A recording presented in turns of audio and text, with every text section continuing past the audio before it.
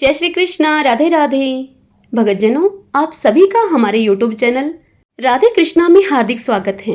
भगतजनों, हमारे शास्त्र कहते हैं कि पितृ अत्यंत दयालु तथा कृपालु होते हैं। वह अपने पुत्र पौत्रों से पिंडदान व तर्पण की आकांक्षा भी इसीलिए रखते हैं ताकि उन्हें मन भर के वह आशीर्वाद दे सकें। श्राद्ध तर्पण से पितृ को संतुष्टि मिलती है। पितृगण प्रसन्न होकर संतान सुख, धन धान्य, विद्या, राज सुख, यश, कीर्ति, पुष्टि, शक्ति, स्वर्ग एवं मोक्ष तक प्रदान करते हैं। लेकिन वे इतने नाजुक होते हैं कि छोटी सी गलती उन्हें आहत कर देती है। वे अपनी उपेक्षा से रूठ जाते हैं। अगर वे देखते हैं कि उनके वंशज सामाजिक बुराई में लगे हैं, बैर, क्रोध, नशा या अपशब्द से वे कुपित हो जाते हैं और श्राप दे जाते हैं उन्हें। अतः ध्यान रखें कि कोई भी ऐसा काम न करे इन दिनों जिससे कि वे दुखी हों। पितृपक्ष प्रतिवर्ष भाद्रपद पूर्णिमा तिथि से अश्विन अमावस्या की तिथि तक यानी कि 16 दिन तक श्राद्ध कर्म किए जाते हैं।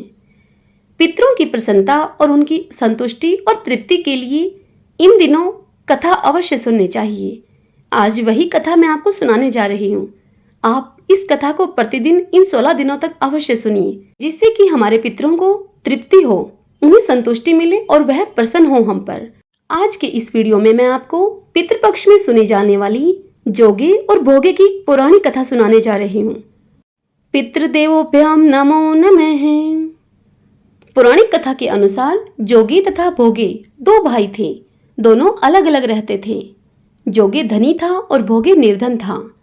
दोनों में परस्पर बड़ा ही प्रेम था। जोगे की पत्नी को धन का अभिमान था, किंतु भोगे की पत्नी बड़ी ही सरल और विनम्र हृदय वाली थी। पितृपक्ष आने पर जोगे की पत्नी ने उससे पितरों का श्राद्ध करने के लिए कहा। तब जोगे ने इस कार्य को व्यर्थ का कार्य समझकर टालने की चेष्टा की, किंतु उसकी पत्नी ने उसको समझाते हुए कहा कि यदि हम ऐसा नहीं करेंगे तो लोग हमारे विषय में उल्टी सीधी बातें बनाएंगे। किंतु जोगे अपनी पत्नी की इस बात को मानने के लिए तैयार नहीं हुआ। जोगे की पत्नी एक घमंडी और शान का दिखावा करने वाली स्त्री थी। वह चाहती थी कि पितृ श्राद्ध के बहाने से अपने मायके वालों को दावत पर बुलाए और उन्हें अपनी इस शान का दिखावा करे। इसलिए वह इस पितृ श्राद्ध के मौके को चूकना नहीं चाहती थी। वह इस अवसर का लाभ उठाना चाहती थी। उसने जोगे को समझाने का बड़ा प्रयास किया, किंतु जोगे नहीं माना। अंत में वह कहने लगी कि आप शायद यह सोच रहे हैं कि मुझे ऐसा कार्य करने में परेशानी होगी, थकान होगी, किंतु मुझे इसमें कोई परेशानी नहीं होगी। मैं भोगे की पत्नी को घर पर बुला लूंगी और उससे इस कार्य में मदद ले लूंगी। हम दोनों देवरानी जेठानी मिलकर सारा काम व्यवस्थित ढंग से कर लेंगी। यह सब सुनकर और पत्नी के बार बार आग्रह करने के कारण अब जोगे पितृ श्राद्ध करने के लिए तैयार हो गया। तब जोगे की पत्नी कहने लगी कि आप ऐसा कीजिए, मेरे पीहर भी न्योता भेज दीजिए। दूसरे दिन प्रातःकाल जोगे की पत्नी के बुलाने पर भोगे की पत्नी सुबह सवेरे आकर ही सारे काम में जुट गई और अपनी जेठानी की मदद कराने लगी। उसने रसोई तैयार की, अनेक पकवान बनाए और फिर सभी काम निपटाकर अपने घर को वापस आ गई। आखिर उसे भी तो अपने पितरों का श्राद्ध तर्पण करना था। इस अवसर पर न तो जोगे की पत्नी ने उसे रोका, न वह रुकी। अब दोपहर का समय हो गया। पितृ भूमि पर उतरे।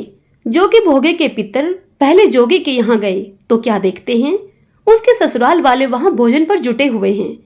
निराश होकर वे भोगे के यहाँ गए।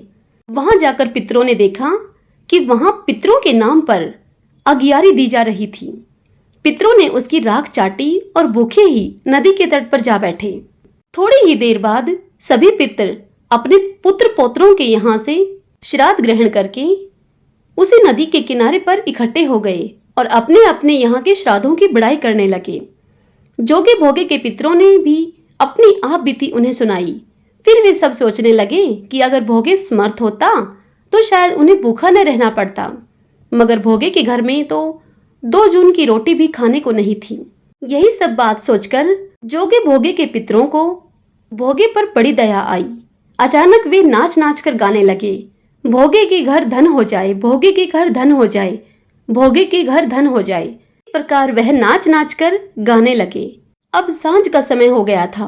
भोगे के बच्चों को कुछ भी खाने को नहीं मिला था। उन्होंने अपनी माँ से कहा, माँ भूख लगी है। तब उन्हें टालने की गरज से भोगी की पत्नी ने कहा कि जाओ, आंगन में होदी औंधी रखी है, उसे जाकर तुम खोल लो और जो कुछ भी तुम्हें मिले उसे तुम बांट कर खा लेना। जब बच्चे आंगन में पहुंचे तो वहां जाकर वह क्या देखते हैं कि होदी मोहरों से भरी पड़ी है। वे दौड़े दौड़े माँ के पास फिर से पहुंचे और माँ को जाकर उन्होंने सारी बात बताई। आंगन में आकर भोगी की पत्नी यह सब कुछ देखकर बड़ी हैरान रह गई। इस प्रकार भोगे भी धनी हो गया, मगर धन पाकर वह घमंडी नहीं हुआ। दूसरे साल का पितृपक्ष आया। श्राद्ध के दिन भोगे की स्त्री ने 56 प्रकार के व्यंजन तैयार किए। ब्राह्मणों को बुलाकर उसने श्राद्ध किया, भोजन कराया, दक्षिणा दी। जेठ जेठानी को भी सोने चांदी के बर्तनों में भोजन करवाया। यह देखकर उसके पितृ बड़े ही प्रसन्न और तृप्त हुए। भगतजनों, श्राद्ध पक्ष में सुनी जाने वाली यह कथा आपको मेरे द्वारा सुनना कैसा लगा? यदि आपको पसंद आया हो तो इस वीडियो को लाइक करें और अपने अपनों के साथ इसे शेयर करें और पुण्य कमाएं। और इसी के साथ कमेंट बॉक्स में पितृदेव महाराज की जय लिखिए। जय श्री कृष्णा। राधे राधे।